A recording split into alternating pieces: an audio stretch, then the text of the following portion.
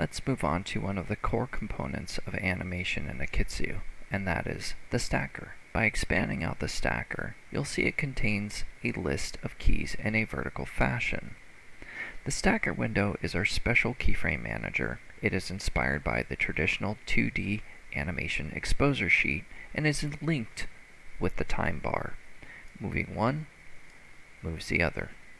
You can navigate each key by pressing the left and right key arrow keys on your keyboard. Corresponding to every step in the animation, you'll notice that these steps also reflect themselves on the Timebar. It's easy to insert keys or move time and do retiming passes in akeytsu. Traditionally, in other animation packages, you would have to select each individual keyframe, then click and drag to move.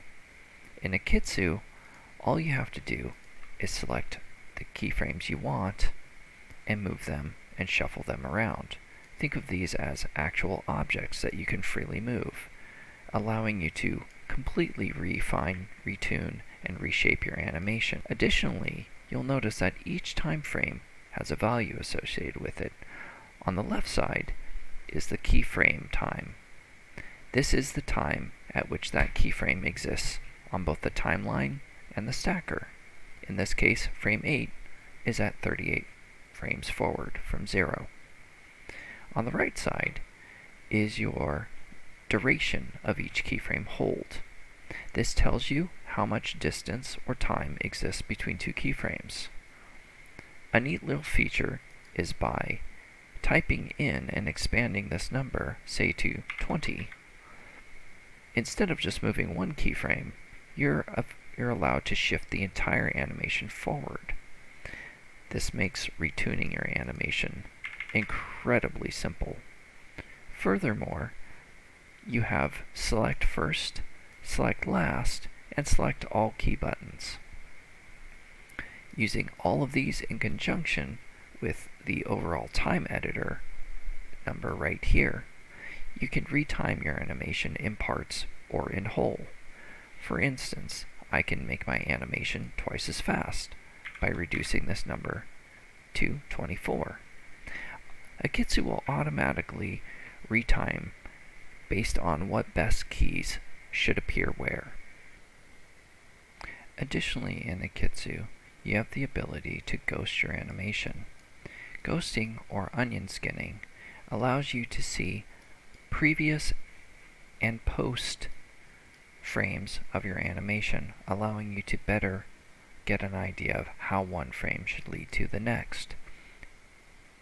To turn them on, either press the beat key or this little character ghost icon. This will show you the previous ghosts. And as you scroll through the animation, you can see them pop into view. To adjust the visibility or look of the ghost, simply go into the preferences. You can choose whether you ghost on play, meaning when you are playing, whether these ghosts disappear, ghost on the wireframe, meaning all of the ghosts now appear as just the wireframes. You can also choose how many ghosts to show, whether you want a lot or a few. You also notice that ghosts over frames can be activated, or ghost over keys. Additionally, when you do show ghosts, you'll notice that the furthest ghost from the keyframe you're on will always be the most transparent. This allows you an easy way to fine-tune your animation. A ghost will always update as well. For instance, if I drag and I manipulate my keys, you'll notice that the previous ghost will update as well. Next ghost is a similar feature and can be toggled on and off. It can be used in conjunction with previous ghosts as well. In this case, I only want to show the frame ahead by 1. If I adjust this keyframe, same thing. It automatically updates. By showing ghosting on frames and increasing those frames, you'll see the effects of your animation. As I move the controller, the ghosts will automatically update over time as they're influenced by that keyframe. The mixer panel up here is where you'll manage different layers for your animations. We support both override and additive blending modes for animation layers. The opacity can be adjusted using the sliders in the mixer. We also offer additional tools to duplicate, merge, and extract layers from existing ones. Plus, audio files can be loaded and have their dedicated tracks within the mixer as well.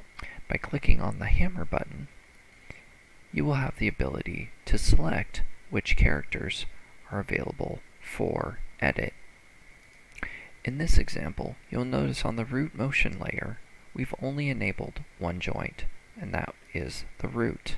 By removing it, we can remove all animation, or we can also add further objects to our layer, like the pelvis.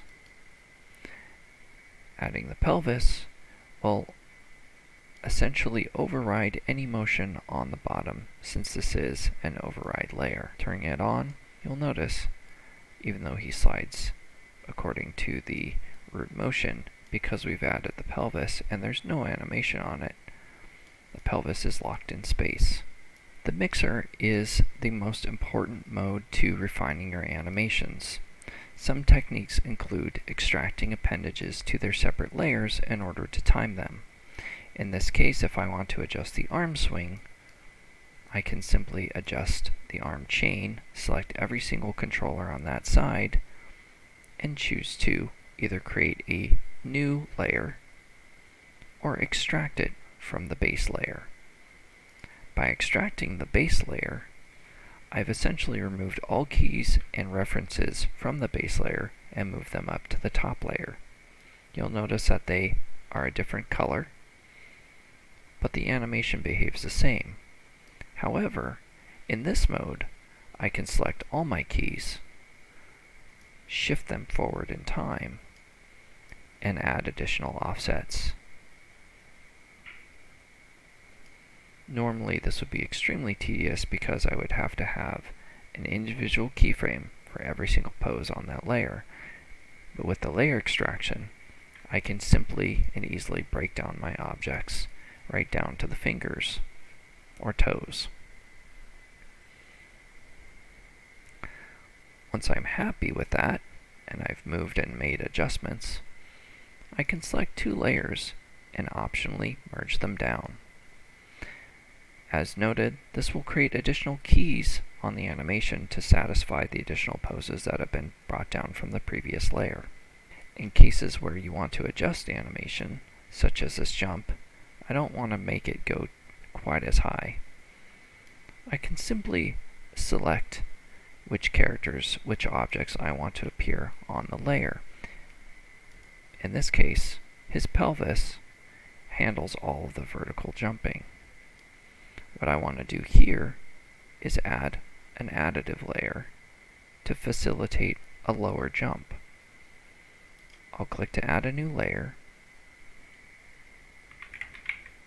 name it appropriately, right-click on it, and set it as an additive layer. Initially, nothing seems off about the animation. This is because there are no offsets applied on this layer. However, at the apex of a jump, I will add a key, I will lower the character, and you'll notice that as he goes down, he sinks into the ground before taking off. To handle this issue, I can simply select this key, and in my stacker, I can choose to Control drag, to create a new key. This key will be a duplicate of the first key and allow me to choose where I want that 0 key to be placed.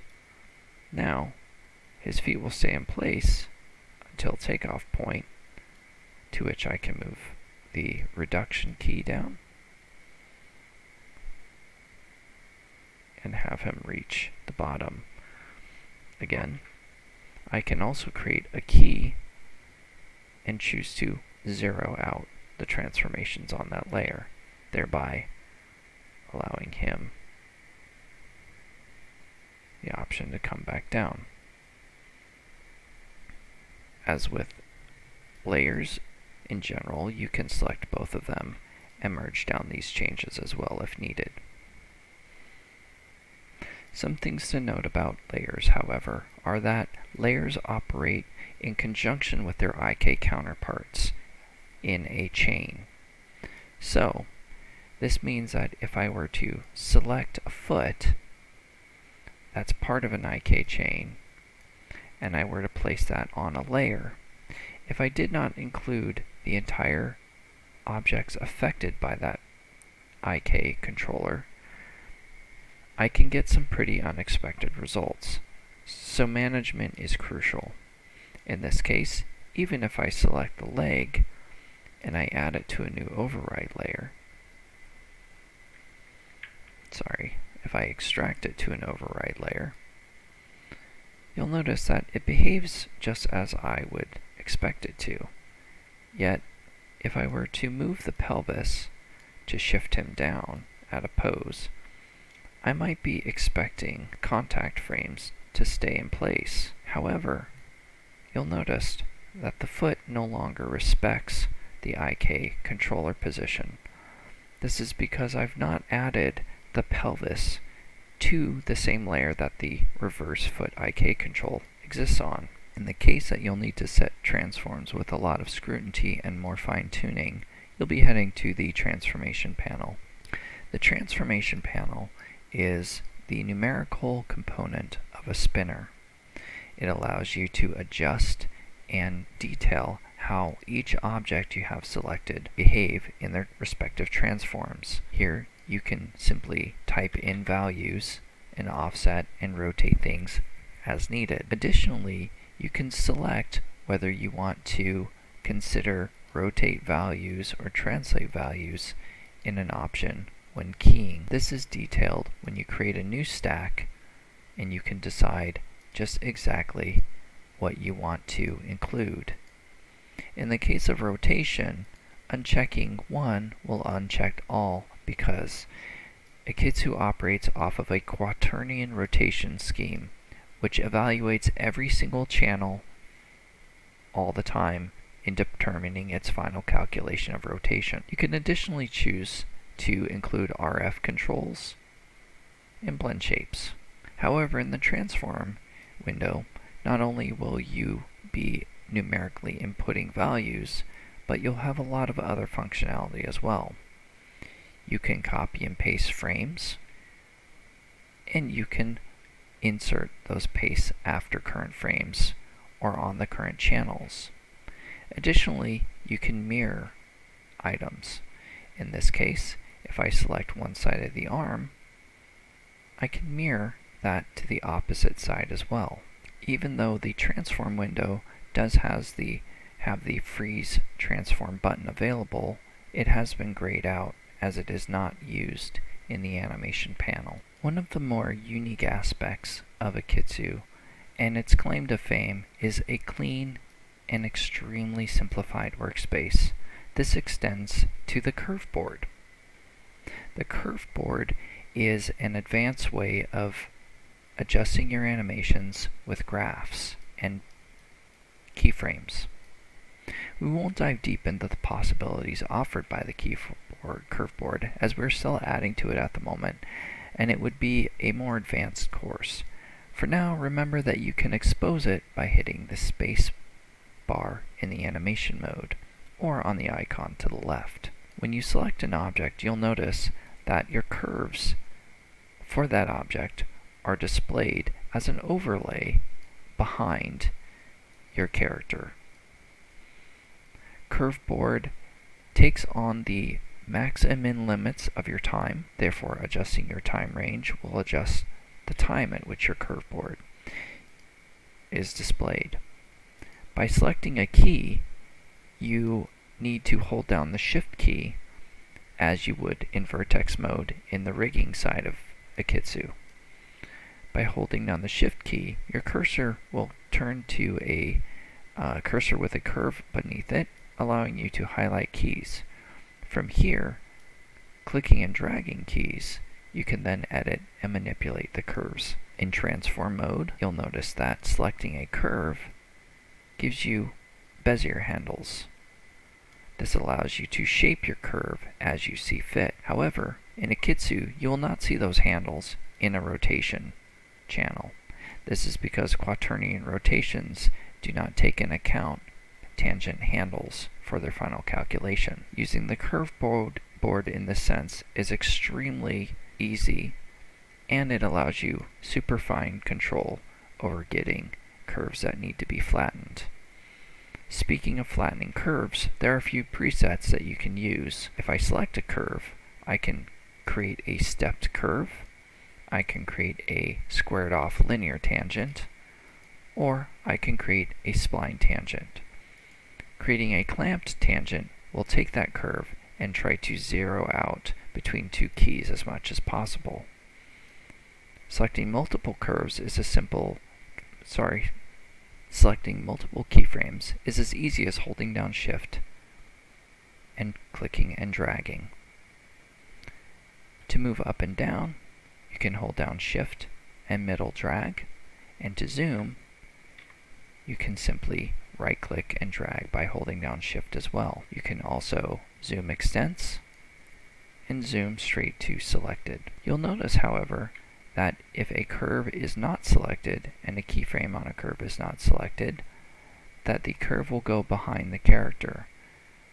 To bring it to the front, simply select a keyframe on the curve, which will expose and overlay all subsequent keys on top of your character. Clicking a curve in whole, you can drag up and down in mass and adjust the animation along all times with offset values. In addition to translating the keys, you can also scale keys by holding down Shift and pressing the right button. This will use your starting point as an anchor for scaling those keys. As long as you start on a curved keyframe, you can choose that keyframe as your valid anchor point.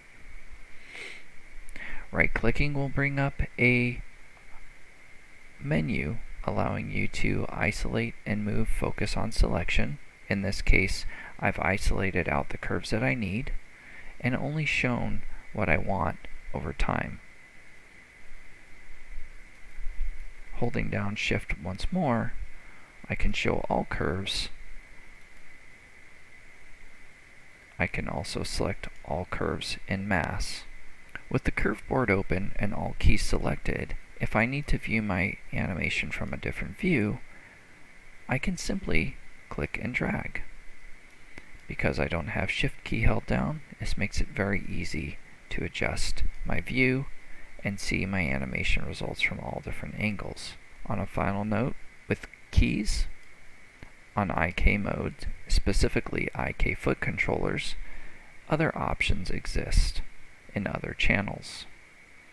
In this case, I will select one of the channels here, and I can show IK tangents. By selecting IK tangents on a curve, I can effectively flatten out keyframes so that the curve completely sticks to the ground. This is facilitated when pressing the right mouse button on IK components and turning them red. By turning them to clamp, you can ease out that translation as well.